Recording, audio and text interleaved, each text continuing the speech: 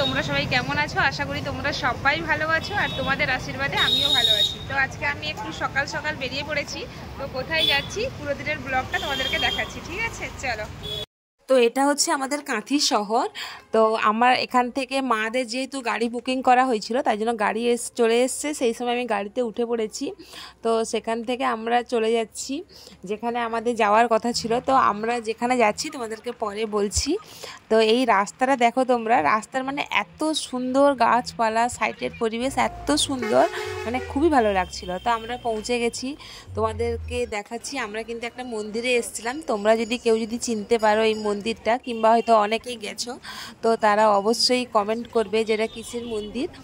আর আমরা মন্দিরে এসে, কারণ আমাদের সেদিনকে দরকার ছিল বলতে, আমার বাবার ছিল মানসিবের পুজো।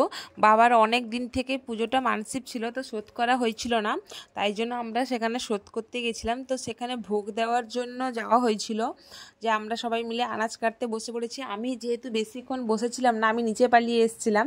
কিছুক্ষণ পরে নিচে পালিয়ে এসে দেখছি কত গাড়ি এসছে, মানে সেখানে এত এত গাড়ি, এত মোটরসাইকেল, সবার পুজো দেওয়া হচ্ছে, সবাই দিতে এসছে। তো সেখানে আমরা নিচে পালিয়ে এসেছি। তারপরে নিচে এসে আমরা মায়ের কাছে মন্দিরে পুজো দিলাম। মন্দিরে পুজো দেওয়ার পরে সেখান থেকে আমি বেরিয়ে এসে ধূপ টুপ দিয়ে তারপরে আবার এসে, মানে এত রোদ হয়েছে সেদিনকেও, মানে প্রচণ্ড পরিমাণে এত কষ্ট হচ্ছিল। তারপরে সেখান থেকে এসে তোমাদেরকে দেখাচ্ছি, এই যে আমি ধূপ দিচ্ছি, এটা হচ্ছে নাগপঞ্চমী গাছ। তো সেখানে এই গাছটা কিন্তু প্রচণ্ড মানে জাগ্রত, তোমরা দেখেছো। এখানে সবাই মানে সবাই বলতে গেলে সবাই মানসিক করে যায়, আর সবারই মানত কিন্তু মানে পূরণও হয়। তো এই নাগপঞ্চমী গাছটার কাছে ধূপ দিয়ে তারপরে আমরা এসে সেখানকার নিরামিষ কিছু মুড়ি, যেটা সেখানেই বিক্রি হচ্ছিল মশলা মুড়ি, তো সেটা খাচ্ছিলাম। সেটা ক্যাপচার করা একটু হয়নি।